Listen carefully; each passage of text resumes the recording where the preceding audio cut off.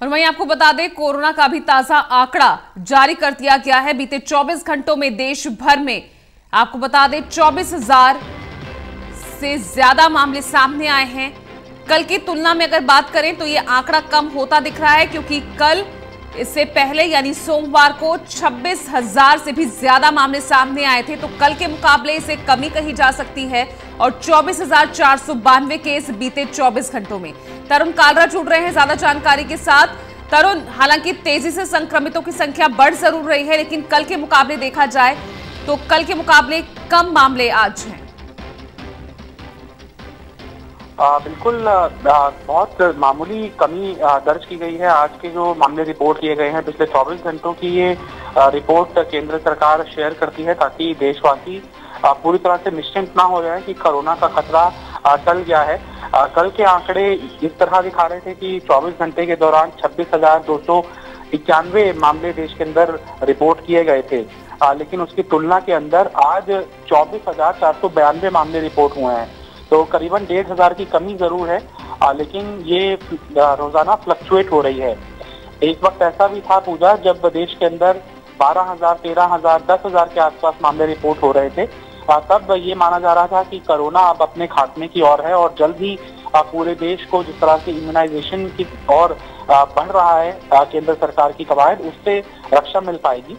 लेकिन कई राज्यों के अंदर चिंताजनक हालात सामने आए और महाराष्ट्र खास तौर पे, केरल खास तौर पर, कर्नाटक के अंदर भी सिचुएशन अब थोड़ी खराब होती हुई दिखाई दे रही है।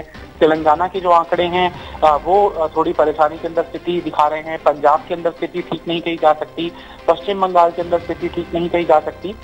तो 58% मामले 3-4 राज्यों के अंदर ही है, जो कि इस बात के संकेत दे रहा है कि वहाँ के जो लोग हैं वो केंद्र सरकार की हिदायतों को, प्रशासन की हिदायतों को इम्बाइब नहीं कर रहा है और कहीं ना कहीं कॉम्प्रोमाइज किया जा रहा है सिक्योरिटी प्रोटोकॉल के तहत हेल्थ वाइज।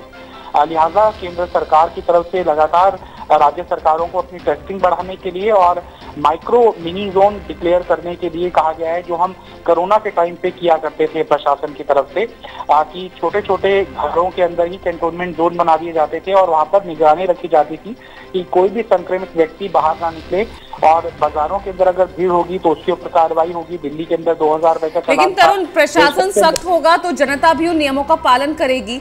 जिन राज्यों के आपने जिक्र किया है उनमें से ज्यादातर राज्य वो हैं जिनमें अब आने वाले दिनों में चुनाव होने वाले हैं और वहां पर ताबड़तोड़ जो रैलियां हैं वो तमाम पार्टियों की तरफ से जारी है और भारी भरकम भीड़ इन रैलियों में जुट रही है। तो शुरुआत तो वहां से हो, तब तो आम जनता भी थोड़ा सख्ती के अंदर आए। देखिए, ये एक विडंबना कही जा सकती है कि केंद्र सरकार एक और भरसक प्रयास कर रही है और इम्यूनाइजेशन को तेज किया जा रहा है, लेकिन जब सवाल पूछे जाते हैं अधिकारियों से, करीबन 15-20 दिन पहले जब वीके पॉल ने ये बयान दिया कि शादी ब्याहों की वजह से और चुनावी रैलियों की वजह से संक्रमण फैल रहा है, इस बात की आशंका से इनकार नहीं किया जा सकता। तो राजनीतिक सजगता जो दिखाई देनी चाहिए थी इन राजनीतिक दलों के माध्यम से, क्योंकि सत्तारूढ़ दल तो बीजेपी है और जो भी राज्यों के अंदर चुनाव हो रहे हैं, खासतौर पे अगर हम पश्चिम बंगाल की बात करें तो वहाँ की जो तस्वीरें हैं रैलियों की, वो सवाल पैदा करती है कि प्रशासन एक तो और दावे कर रहा है कि लोगों को सोशल डिस्टेंसिंग का पालन करना चाहिए, वहीं जब केंद्रीय मंत्रियों की रैली होती है तो सोशल डिस्टेंसिंग कहाँ जाती है। तो कहीं ना कहीं जो मानदंड हैं वो राजनीतिक स्तर पर कुछ और प्रशासनिक स्तर पर कुछ और अख्तियार करने के लिए लोगों से आह्वान किया जाता है, तो लोग भी ऐसे में कंफ्यूज हो जाते हैं कि जब राजनेता रैलियां कर रहे हैं तब तो सोशल डिस्टेंसिंग का पालन नहीं किया जाता है। अब 17 मार्च को प्रधानमंत्री ने मुख्यमंत्रियों की बैठक बुलाई है, लग रहा है वाकई कोई ठोस समाधान निकालने की कोशिश की जाएगी। देखिए, ये दोपहर 12:30 बजे वीडियो कॉन्फ्रेंसिंग के जरिए बैठक होगी। उसमें मुख्यतः इन्हीं 7-8 राज्यों में, और जिसमें दिल्ली भी अब शुमार हो गया है, लगातार 300-350 के आसपास मामले दिल्ली के अंदर पिछले 4-5 दिनों से रिपोर्ट हो रहे हैं।